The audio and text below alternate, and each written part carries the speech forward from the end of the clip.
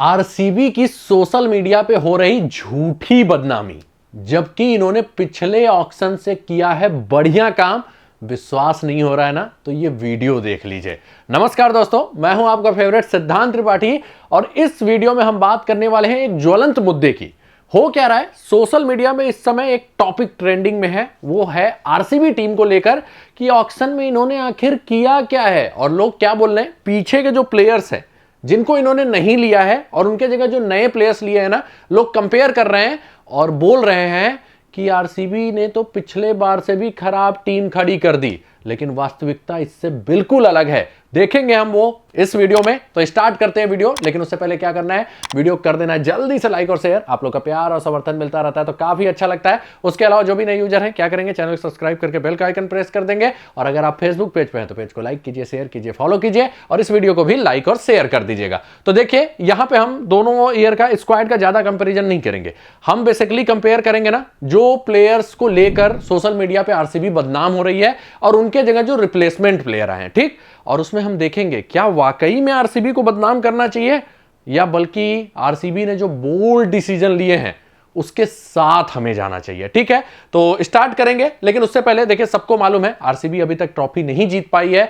हम भी as a RCB fan सोचते हैं कि नहीं भाई ट्रॉफी जीते, लेकिन हर बार आरसीबी क्या करती है आप सोचिए, स्टार्स के पीछे भागती है बैटर्स में, ठीक है। उसके बाद क्या हो जाता है, इनकी बॉलिंग हो जाती है कमजोर और ये टीम बैलेंस कभी रह ही नहीं पाती, इसलिए ट्रॉफी नहीं जीतती है, ठीक।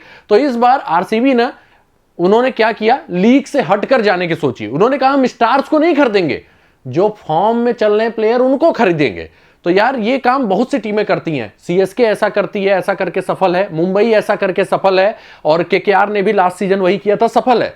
तो फिर आरसीबी क्यों नहीं सफल हो सकती। तो अगर आरसीबी आपकी फेवरेट टीम है यार, तो आपको इस बोल्ड डिसीजन के लिए ना आरसीबी की तारीफ करनी चाहिए, बुराई नहीं करनी चाहिए। क्योंकि आरसीबी पहली बार लीग से हटकर परफॉर्मर्स पर ध्यान दे रही है, स्टार प्लेयर्स पे नहीं। इससे पहले आरसीबी स्टार प्लेयर्स पे ध्यान देती थी और परफॉर्मर्स को छोड़ देती थी। तो देखते हैं, कंपेयर करेंगे स्टेप बाय स्टेप। 5-6 प्लेयर जो रिप्लेसमेंट आए हैं पुराने प्लेयर से, सबका कंपैरिजन करेंगे और फिर लास्ट में मैं बताऊंगा कि सोशल मीडिया के लोग क्यों गलत हैं और आरसीबी के इस बोल्ड मूव के लिए ना हमें उनकी दाद देनी चाहिए। तो स्टार्ट करते हैं। सबसे पहला जो है कि ओपनिंग में इन्होंने फॉफ डु प्लेसिस को नहीं लिया, ठीक।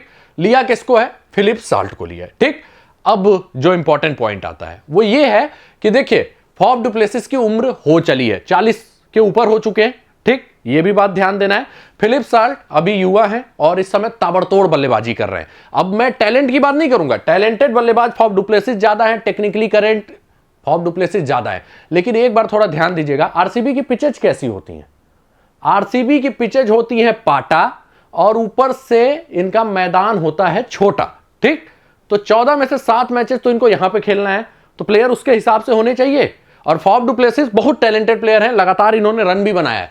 लेकिन प्रॉब्लम जानते हैं क्या है, आरसीबी को चाहिए इस समय, अगर आपको कंपीट करना है तो आपको देखना पड़ेगा ना कि लास्ट ईयर केकेआर ने क्या किया था, एसआरएच ने क्या किया था।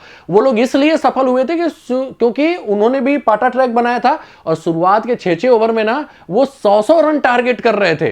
तो भाई आपको एक ऐसा बल्लेबाज चाहिए जो पावर प्ले को मैक्सिमाइज कर सके और फिलिप साल्ट में वो क्षमता है। सबसे बड़ी बात कि ये पावर प्ले को मैक्सिमाइज कर सकते हैं। फॉफ डु प्लेसिस बहुत ही अच्छे बल्लेबाज हैं, लेकिन ये मोस्टली 1 या 2 सीजन खेलने वाले हैं। तो आपको एक लॉन्ग टर्म का प्लेयर चाहिए, पहली बात। दूसरी बात, ऐसा प्लेयर चाहिए जो पावर प्ले को मैक्सिमाइज कर सके और वो काम फिलिप साल्ट बखूबी कर सकते हैं। और इन्होंने दिखाया है कि जहां मूव होगी, टर्न होगी, वहां ये भले ना चले, लेकिन जहां बॉल बल्ले पे आसानी से आएगी ना, वो फिर इनके बल्ले से लग के आसानी से बाहर भी जाएगी। पिछले साल केकेआर के सफलता में इनका भी बड़ा योगदान था और केकेआर के ट्रैक्स वैसे ही होते हैं और उससे छोटे बाउंड्री के होते हैं। तो भाई ये अच्छा काम कर सकते हैं कि नहीं। तो इन्होंने सॉल्ट को लिया है डु प्लेसिस की जगह, ठीक। एक तो यहां पे आप मुझे लगता है मानेंगे कि हाँ कंसिस्टेंट थोड़े कम है, लेकिन जिस मैच में ये 6 ओवर टिके उसमें इतना ज्यादा एडवांटेज दे देंगे कि शायद ये मैच जिता के जाए। और डु प्लेसिस लास्ट सीजन उतना नहीं चले थे, ठीक। एक बात। दूसरी बात अब बात करते हैं कि सबसे बड़ी बात हो रही है कि विल जैक्स को इन्होंने आखिर क्यों नहीं लिया। 5 करोड़ में ही मिल रहे थे, आरटीएम का इस्तेमाल क्यों नहीं किया।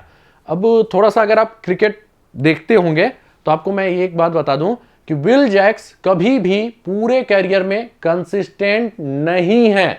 दूसरी बात, आईपीएल के बाद से विल जैक्स का फॉर्म उठा के देखिएगा इंटरनेशनल क्रिकेट में, भाई बल्ला उनका बोला ही नहीं है। अभी वेस्ट इंडीज के खिलाफ जहां पे सॉल्ट सेंचुरी मार रहे थे, टी20 में सब कर रहे थे, अटैकिंग नॉक खेल रहे थे, वहां विल जैक्स 100 के स्ट्राइक रेट से, जिस मैच में 30 पार किया है ना, वहां पे 100 से 110 का स्ट्राइक रेट है। मतलब एकदम डिफेंड कर रहे थे दबाव में आके।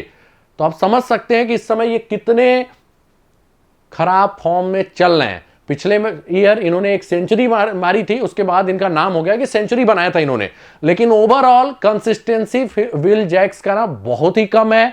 पिछले आईपीएल के बाद से फॉर्म इनका गंदा चल रहा है इंटरनेशनल क्रिकेट में, इक्का दुक्का नॉक बस इंटरनेशनल क्रिकेट में आए हैं। तो आप बताइए, विल जैक्स जो कि अभी प्रूवन परफॉर्मर है ही नहीं, तो फिर कितना विश्वास करेगी आरसीबी। तो आरसीबी ने अगर इनके जगह एक युवा टैलेंटेड बल्लेबाज जैकब बेथेल को लिया है तो क्या गलत किया है। अब बेथेल का आप थोड़ा सा रिकॉर्ड उठा के देखिएगा, बेथेल भरोसेमंद है, इनकी हिटिंग पावर भी बड़ी बहुत तगड़ी है, बॉलिंग बैकअप ये भी आपको देंगे। और अभी वेस्ट इंडीज के खिलाफ ना टी20 में 2 मैच विनिंग नॉक खेल के आए हैं जैकब बेथेल।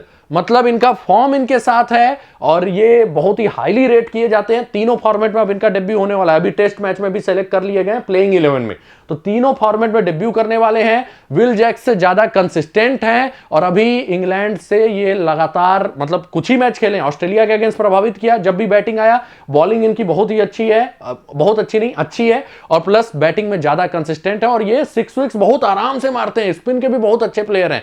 तो इन्होंने अगर जैकब बेथेल जैसे टैलेंटेड ऑलराउंडर पे भरोसा किया है तो क्या गलत किया है। अब बात करते हैं और हम कंपैरिजन करेंगे मैक्सवेल और लियाम लिविंगस्टन की। ठीक, पिछले आईपीएल के बाद से पिछले आईपीएल में तो आपने देखा ही था 5 का एवरेज था मैक्सवेल का। ठीक है, अगर वो अफगानिस्तान वाली पारी छोड़ दें तो भाई पिछले 1-1.5 साल से मैक्सवेल के बल्ले से प्रदर्शन ही नहीं आया है, लगातार स्ट्रगल किए हैं। अभी पाकिस्तान खिलाफ एक मैच वही टी20 वाला जो था 7 ओवर का, उसमें ये चले हैं, नहीं तो सुपर फ्लॉप वनडे और उसमें रहे। वहीं लिविंगस्टन जिनका फॉर्म थोड़ा सा बीच में गड़बड़ हुआ था, लेकिन पिछला आईपीएल अच्छा गया था और साथ ही साथ इस समय कह सकते हैं कि कैरियर के बेस्ट फॉर्म में चल रहे हैं। ऑस्ट्रेलिया के खिलाफ लगातार अच्छे नॉक्स खेले हैं और उसके बाद अभी वेस्ट इंडीज के खिलाफ भी बेहतरीन फॉर्म में है। और सबसे बड़ी बात, दोनों हाथों से गेंदबाजी कर लेते हैं, left arm orthodox, off break दोनों कर जाते हैं। तो भैया अगर मैक्सवेल से बहुत अच्छा फॉर्म लिविंगस्टन का चल रहा है तो इन्होंने लिविंगस्टन को प्रीफर किया, तो क्या गलत किया। ठीक, एक कंपैरिजन ये भी देख लिया। और लिविंगस्टन इस समय अपने पूरे कैरियर के सबसे बेस्ट फॉर्म में, ये ध्यान रखिएगा, और मैक्सवेल अपने पूरे कैरियर के ना सबसे खराब दौर से गुजर रहे हैं। मैक्सवेल मैच विनर है, नो डाउट, प्रूवन परफॉर्मर है, लेकिन इस समय ना इनका फॉर्म अच्छा नहीं चल रहा है। और आरसीबी ना, अगर पिछले सीजन इन्होंने 5 के एवरेज रन बनाया था, अगर 2-3 मैच फिर फ्लॉप हो जाते हैं ना तो इनका कॉन्फिडेंस डाउन हो जाएगा, ये फिर से अपने आप को ड्रॉप कर लेंगे। तो आरसीबी ने रिस्क ना लेके अगर लिविंगस्टन को लिया है तो इसमें क्या गलत किया है। अब आगे बढ़ते हैं।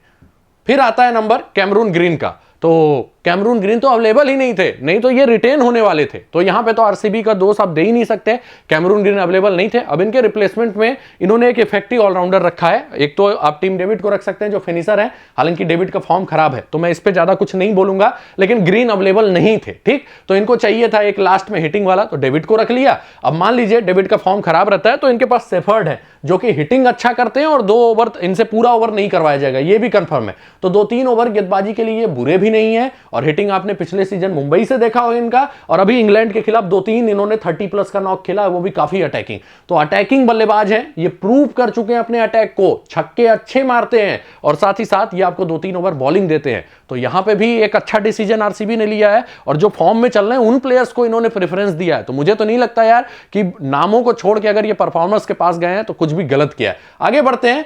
अब फिर आते हैं करण शर्मा और यहां पे सुयश शर्मा। ठीक, यहां पे मैं ज्यादा वो नहीं बोलूंगा, क्यों? क्योंकि करण शर्मा भाई इनका प्रूवन ट्रैक रिकॉर्ड है, लेकिन फॉर्म बहुत अच्छा उतना नहीं रहा है। और सुयश शर्मा थोड़ा सा मिस्ट्री टाइप के स्पिनर है, क्विक लेग ब्रेक के लिए जाने जाते हैं। एक सीजन इन्होंने बड़ा ज्यादा प्रभावित किया, लेकिन लास्ट सीजन फॉर्म अच्छा नहीं था और अभी सैयद मुश्ताक वाले में इनकी पिटाई भी हुई है। तो ये वाला ज्यादा कंपेरिजन भी नहीं करना चाहिए और उसका रीजन यही है कि ये लोग उसमें आएंगे, किसमें?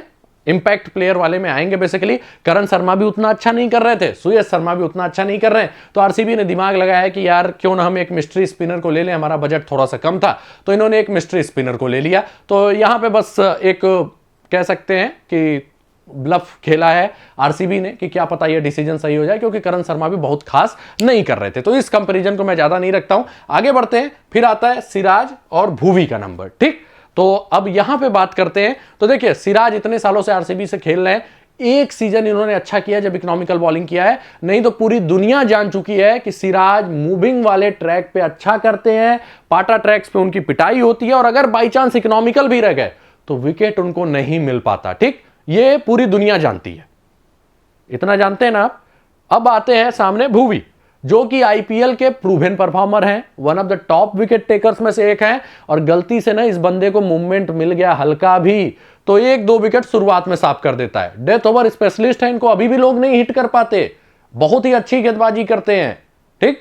तो डेथ ओवर स्पेशलिस्ट भी हैं भुवी। और अभी यूपी टी20 में भाई बंदे ने 4 ओवर में 4 रन दिए थे, 3 ओवर में 1 में 3 रन दिए थे, तो अभी भी जलवा कायम है। और अभी वर्ल्ड कप से पहले ना इनको वो लोग कह रहे थे वापस लाओ इंडिया टीम में, इस हिसाब से इनका प्रदर्शन चल रहा था। तो अगर सिराज से इनको वो फायदा नहीं मिला है, उससे ये शिफ्ट हुए हैं भुवी पे, और जो कि अच्छे फॉर्म में है, तो क्या गलत किया आरसीबी ने। आगे बढ़ते हैं, और एक कंपैरिजन है, वो है कि अल्जारी जोसेफ को इन्होंने हटा दिया, जिनकी पिटाई हो रही थी, विकेट जरूर लेते थे, और उनके जगह लिया है किसको, जॉस हेजलवुड को, जो कि टी20 के नंबर 1 गेंदबाज भी रह चुके हैं, और ये नंबर 1 पे रहते, लेकिन बीच में इंजर्ड हो गए, फिर ऑस्ट्रेलिया ने रेस्ट देना स्टार्ट कर दिया गेंदबाजों को, इसलिए ये नंबर 1 से हटे थे, नहीं तो बढ़िया गेंदबाजी करते थे। और लास्ट सीजन तो ये खेले नहीं थे, उसके पीछे सीएसके से आपने देखा होगा कितनी अच्छी गेंदबाजी करते हैं। अब इनके साथ चलते हैं तो भैया इनको भी मूवमेंट मिलता है ना, तो आपको 1-2 विकेट शुरुआत में ही दे देंगे। कटर्स जब से सीखे हैं ना, ये सीएसके वाला स्टिंट जब से इनका था, तो उसके बाद से टी20 के एक लीडल गेंदबाज हो चुके हैं, ये विकेट टेकर बन चुके हैं, और इवन डेथ में भी विकेट लेते हैं कटर्स का इस्तेमाल करके। तो अगर ये अल्जारी जोसेफ से हेजलवुड पे शिफ्ट हुए हैं तो क्या गलत किया इन्होंने। तो इन्हीं सबों को लेके ना सोशल मीडिया पे आरसीबी की बदनामी हो रही है, लेकिन रियलिटी ये है कि आरसीबी ने क्या किया है कि पिछले 1 साल से जो प्लेयर नहीं परफॉर्म कर रहे हैं, भले ही उनका नाम बड़ा हो, उनको हटाया है, और जो पिछले 1 साल से अच्छा परफॉर्म कर रहे हैं उनको लिया है। तो आप समझ सकते हैं कि आरसीबी की झूठी बदनामी हो रही है, और आरसीबी इस बार सीएसके के राह चली है ऑक्शन में, तो कहीं से भी गलत नहीं। अपने पिच को देखते हुए और परफॉर्मर्स को देखते हुए एक सही निर्णय लिया है मेरे हिसाब से। और उसके अलावा कुछ प्लेयर्स हैं जिनका मैंने बात नहीं किया, तो वो भी देख लेते हैं। कुणाल पांड्या रह के बल्ले से भी कर जाते हैं अच्छा, और उसके अलावा गेंदबाजी भी ठीक है, तो महिपाल लोमरार से अच्छे ऑप्शन है ना, महिपाल लोमरार खेल रहे थे, तो गेंदबाजी भी अच्छा कर जाते हैं, कभी कभी लाइन लेंथ के लिए भी जाने जाते हैं, तो अच्छे ऑप्शन है। नुआन तुषारा अगर कोई फ्लॉप होता है तो भाई डेथ ओवर स्पेशलिस्ट हैं, थोड़ा स्लिंगी एक्शन भी लाके देते हैं, तो ये भी ठीक ठाक है। लुंगी एंगिडी को भी इन्होंने रख लिया, जो कि विकेट टेकर है, अगर टीम को विकेट की जरूरत होगी तो ये भी आ सकते हैं। फिर रसिक दर सलाम है, जो अपने पेस के लिए जाने जाते हैं 140+, और वहां पे कटर्स का भी इस्तेमाल करते हैं। दिल्ली से लास्ट सीजन इंप्रेस किया था, तो विजय कुमार विश्चक जो काम नहीं कर पा रहे थे, उनके जगह इन्होंने सोचा कि भाई दिल्ली से ये अच्छा किए, तो हम इनको रख लेते हैं। तो मुझे तो नहीं लगता आरसीबी ने कहीं से भी गलत निर्णय लिया है। आप ये कंपैरिजन देखिएगा, फिर बताइएगा कि आरसीबी ने पिछली बार से अच्छी टीम सेलेक्ट की है कि नहीं की है। वो अलग बात है, बैक फायर कर जाए डिसीजन, लेकिन इन्होंने परफॉर्मर्स पर ध्यान दिया है, स्टार पे नहीं गए हैं कि नहीं भाई आपके साथ ये है कि आप तो बड़े प्लेयर हैं, बड़े प्लेयर्स पे नहीं गए हैं। और यार बड़े प्लेयर्स पे अभी तक इनको ट्रॉफी नसीब नहीं हुई है, तो क्यों ना परफॉर्मर्स पे ध्यान दे के एक गैम्बल खेल लें और वहां पे ट्रॉफी ही जीत जाए। तो इसीलिए मैं आरसीबी की तारीफ कर रहा हूं कि आरसीबी ने इस बार परफॉर्मेंस पे ध्यान दिया है, और ये चेंज ऑफ स्ट्रेटजी से ना कई लोग हक्के बक्के हैं। तो कुल मिला के आप भी कमेंट करके बताइएगा कि आरसीबी ने अच्छा निर्णय लिया है कि खराब लिया है। मिलेंगे अगले वीडियो में कुछ नए अपडेट्स के साथ। धन्यवाद। जय हिंद, जय भारत।